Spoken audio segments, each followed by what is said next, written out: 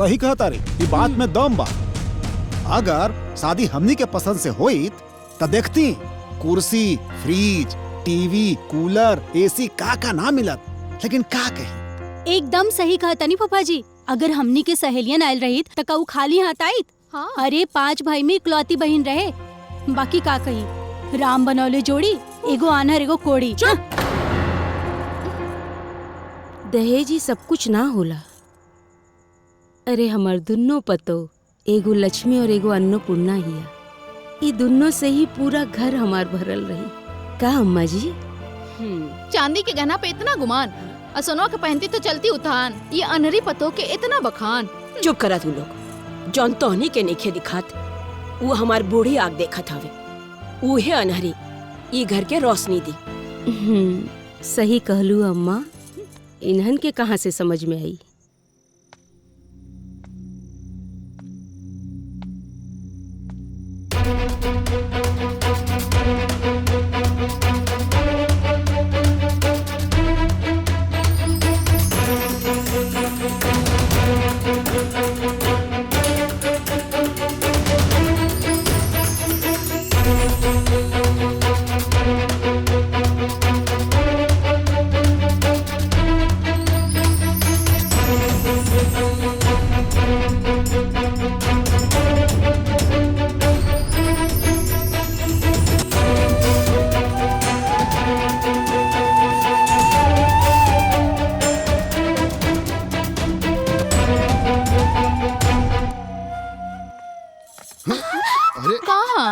ये कहा? दुआर छिकाई।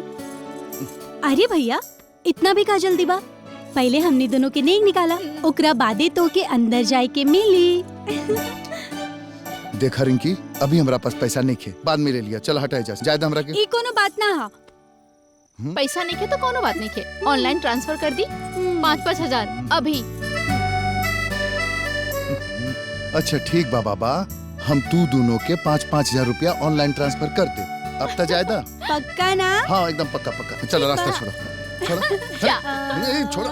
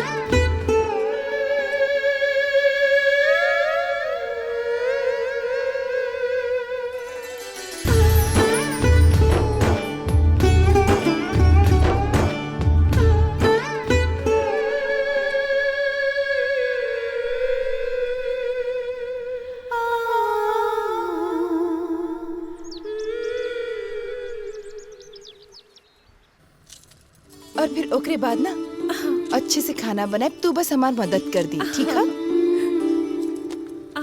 दीदी तनी संभल के। हाँ, तेल गरम होई।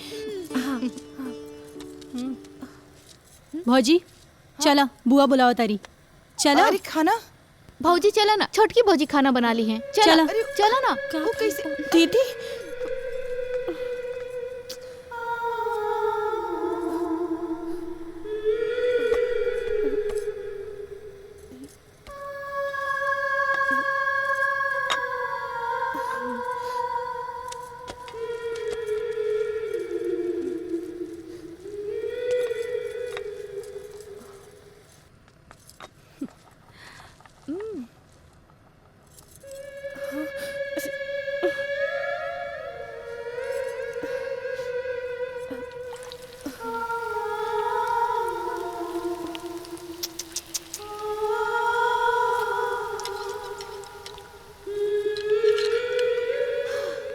अब मजा आई। देखा तनी बहु भोज कैसे होई। और पिंकी अब एके पता चली कि अंधरी खाना कैसे बनाई।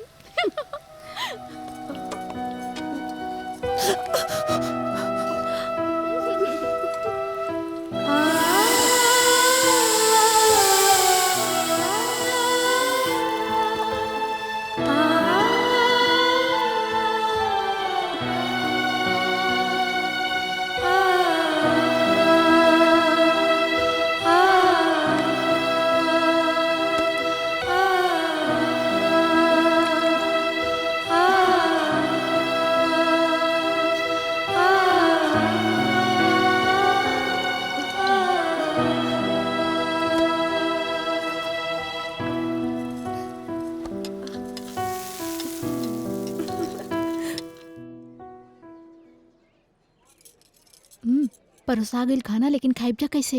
हमरा तो लागता केहू में नमक ज्यादा हुई तो केहू में मसाला, और तो और लागता ना हलवा में चीनी की जगह नमक ना डाल देले हुई। हे भैया, खाना जब आ गए लो तो कहे देखते बड़ा लोगन। खा शुरू करा। हाँ हाँ हाँ, शुरू कर जा।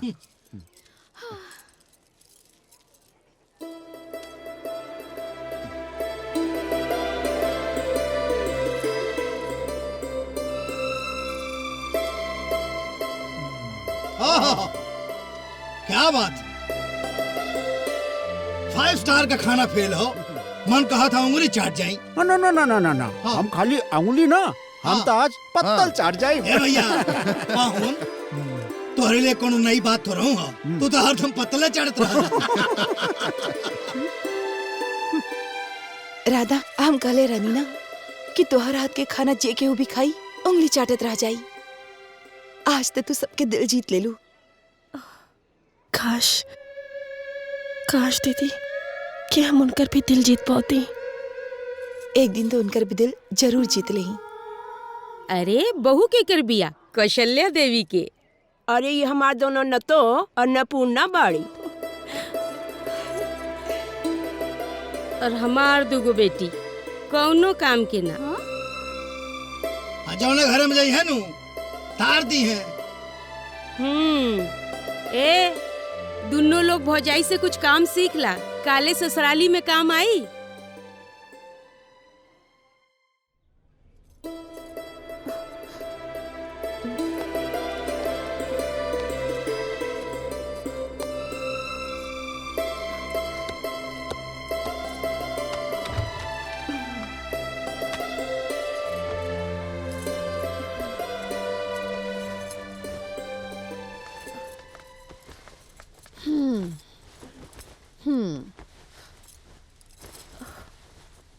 ए महारानी, ये वॉशिंग मशीन अपने दहेज में लेके आइल बाड़ू।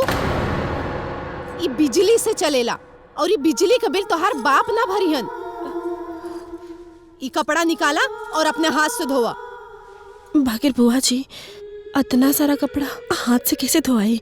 हाँ, अरे रे रे रे, महारानी के नखड़ा तो देखा, लागत जैसे कि नैहर के राजकुमारी बाड़ी। तू ज्यादा नखरा ना करा। हाथ से खाना खाए में तो नीक लागेला, और कपड़ा धोए में जबान लड़ाओ तरू। निकाला और धोवा हाथ से।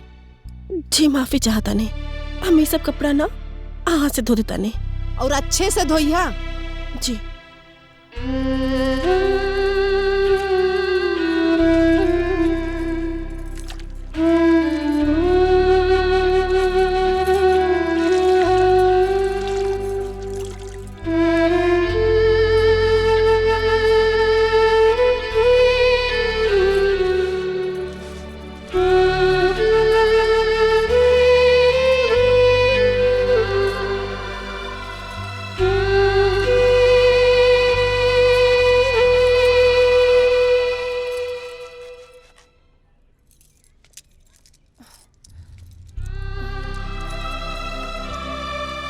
ए जी सुनिए, आपके जूता और शर्ट। रख दा।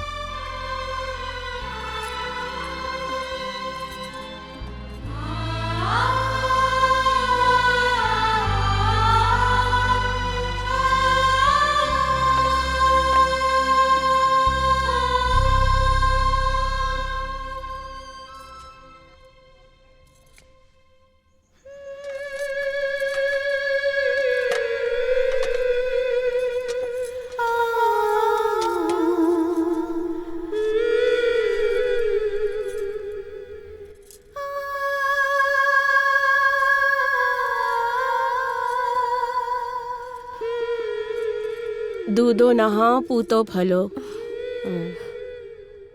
खुश रहा बेटा। जी दादी।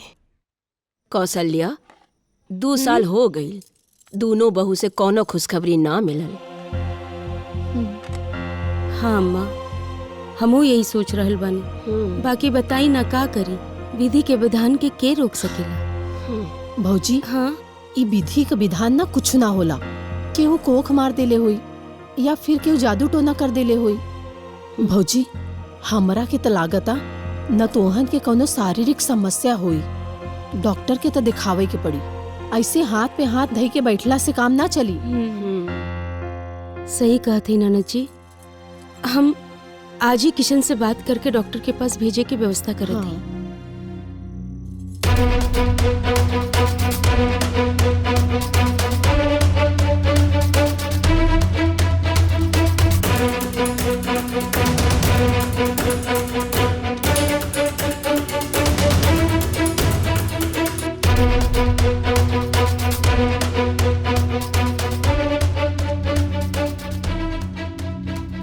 आपकी बड़ी बहू रुक्मणी की रिपोर्ट नॉर्मल नहीं है। उसने बचपन में काफी भारी वजन वाला सामान उठाया है, बहुत मेहनत का काम किया है। उसके कारण उसके बच्चेदानी में गांठ पड़ गई है। इस वजह से वो कभी मां नहीं बन सकती।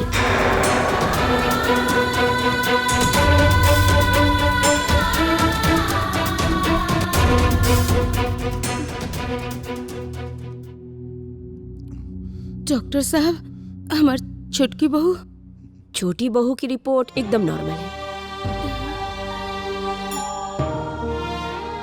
वो एकदम स्वस्थ है, वो मां बन सकती है।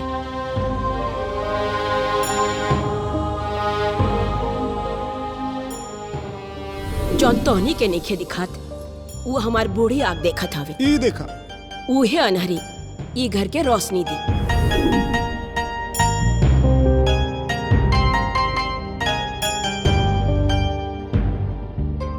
ठीक बा डॉक्टर साहब।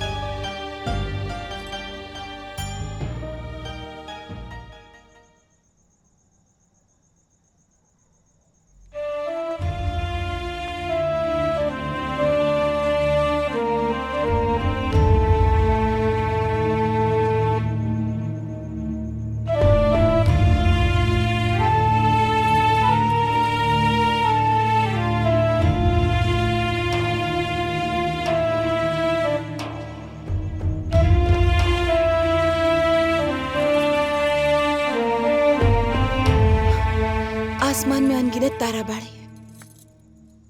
एगो तारा टूट भी जाई तो आसमान के कोनो फर्क ना पड़ेला, लेकिन जेकर जिंदगी में एक भी ना हो, ओकर फर्क पड़ी। ओकर बहुत फर्क पड़ी।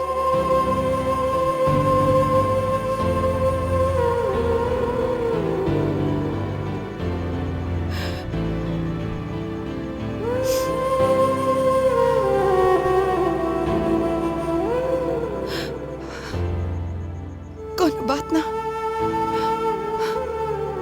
हम मां ना बन सकी नहीं तो का बहन, बाकी हमारी छोट बहन तो मां बन सकी नहीं। आप राधा की स्वीकार ली, आप राधा की पत्नी के रूप में स्वीकार ली। ना रुक्मणी, ये कैसन बात कर रहल बाड़ू? हमार मन के और से ना जुड़ सकेला, हम खुद के बंटवारा ना कर सकेनी। बट तो बेटा तू यह दिन गई जौना दिन रुक्मणी के साथे राधा के संगे भी फेरा ले रहला। आज हम पूछा तनी, वो दिन तू खाली रुक्मणी के मांग में सिंदूर भरले रहला, राधा के मांग में ना?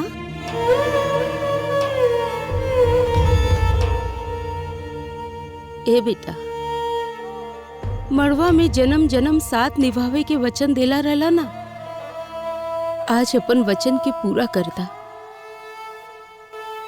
राधा के मांग में भरल सिंदूर के हक राधा के दे दा।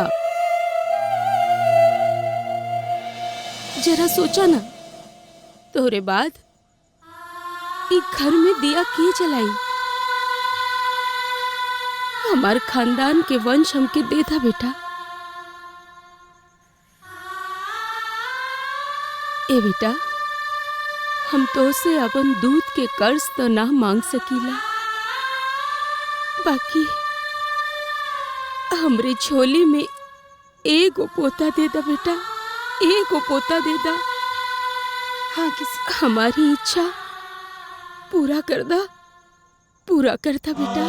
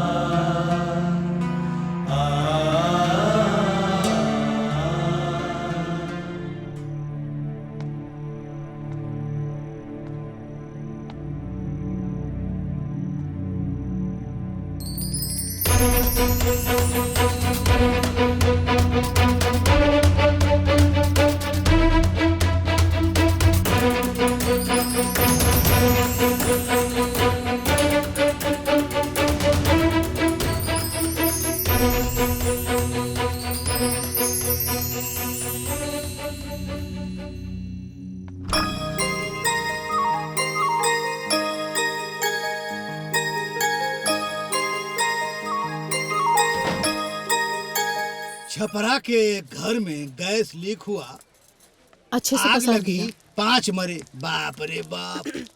ए कौशल्या, हाँ। ते रात में गैस बंद कर दिया करा, तू खुले छोड़ दे ले। अरे का भइल? का भइल? संभाल के। का भइल? तबीयत तो ठीक बा? भाई बहू, का भइल हो? रुका देखा तनी। संभाल अपने आप को। ए हम्मा देखी ना।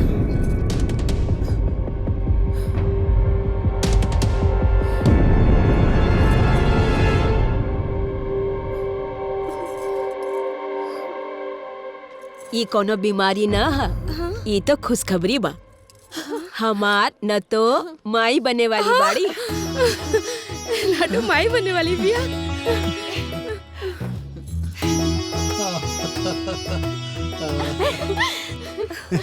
अरे गायत्री, चला भाई। ए उल्टी में भी फूफा और बुआ के नेक तो बनबे करेला। मिली मिली।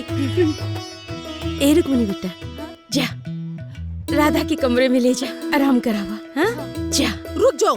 हाँ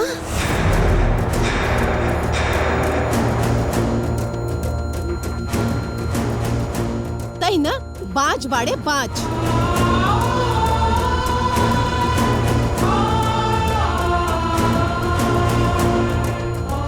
और बाज का परछाई ना हरा भरा पेड़ के भी सुखा देला।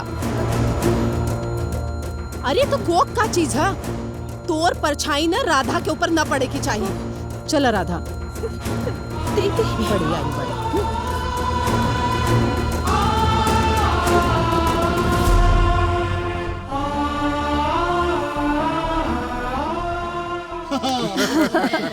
सुन ली भौजी, अगर लइका भइल तो हमके सौर पोताई में ना सोने का सिकरी चाहे बता देत बानी। हाँ। और माई, हमने दोनों बहन के ना सोने के कंगन। अरे भाई, कुल तू ही लोगन ले ले मुँह। घरे के दामाद हमें तो पाहुन के भी कुछ चाहिए कि ना। अरे भाई, हम घर के दामाद हैं, हमरो कुछ हक पद होला। अरे हक पद तोहरे ना भैया, खाली खाली तोहरे होला। अरे पाहुन जी, अगर कुशल मंगल से हमार पतो पार कर गई तो हम तोहरा के सपारी सूट और 98 भर अंगूठी दे। ए ननद जी, तोड़ा के झाड़ू। भौजी, अरे झाला झाड़े खातिर। ये देखा हो, गांव बसल ना भिखारी कटोरा लेके आ गए ना।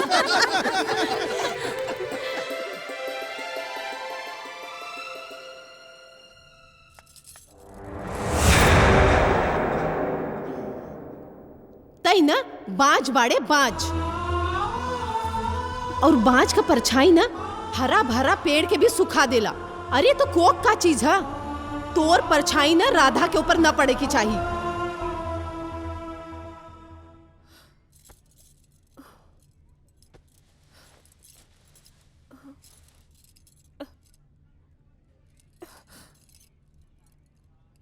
अरे दीदी, भीतर ही आई ना। दुआरे पे कहाँ रुक गई नी? आई बुआ जी की बात याद आ गई, वही सोच के रुक गई नहीं। अगर बुआ जी की बात सच हो गई नहीं तो बचपन में हमारी वजह से तोहर आंख चल गई, और अब अगर हमारी वजह से तोहर कोख में पले वाला बच्चा के कुछ भी हो गए तो हम अपना आपके कबो माफ न कर पाई, कबो माफ न कर पाई।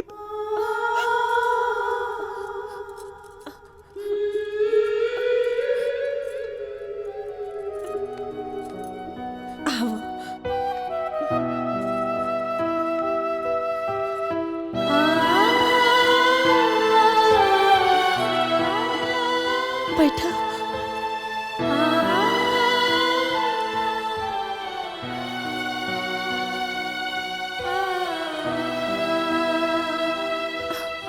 दीदी, हमरे कोख में पले वाला बच्चा के आपन आशीर्वाद। अरे मौसी के छाया वरदान होला, अभिशाप ना। हमने के बच्चा के अपन आशीर्वाद दी दीदी, अपन आशीर्वाद दो। जुग जुग जियो लल्ला, जुग जुग जी, तो क्या हमारी उम्र भी लग जाए। दीदी, दीदी तू ऐसा कब मत सोची है। अरे हमरे जीवन में जे भी खुशी बाना वो सब के सब सिर्फ और सिर्फ तोहरे ही दिहला।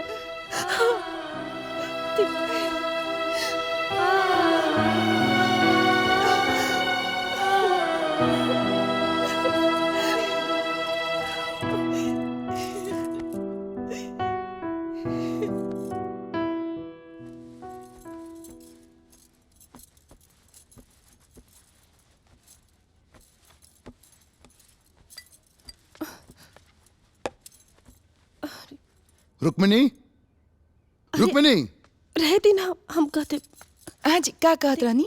अंदर का करत रहलू हा? वो हम नेल पेंट लगावत रानी। वाह, ऐसा अवस्था में ही काम कर रहल बाड़ी, हाँ तू भीतर बैठ के नेल पॉलिश लगा रहल बाड़ू। राधा, तोहरा के डॉक्टर आराम करे खातिर कहले बाड़न, चल भीतर जाके आराम करा। रह दी ना जी, हम कह देता। राधा राधा, किशन बिल्कुल ठीक कहा था, तू जाके आराम कर, हम सब काम कर ले। लाई दी चला लेकिन दीदी राधा, तो चला, आराम कर। तोहरा आराम की जरूरत बा।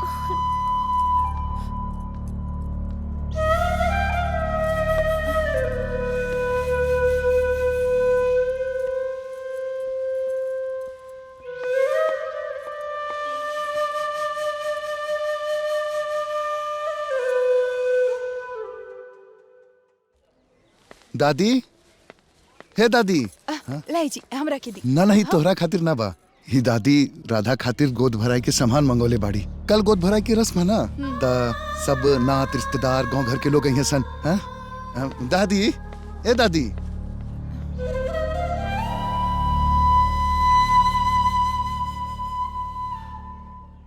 आपन पसंदीदा फिल्म देखे खातिर डाउनलोड करी दंगल प्ले ऐप।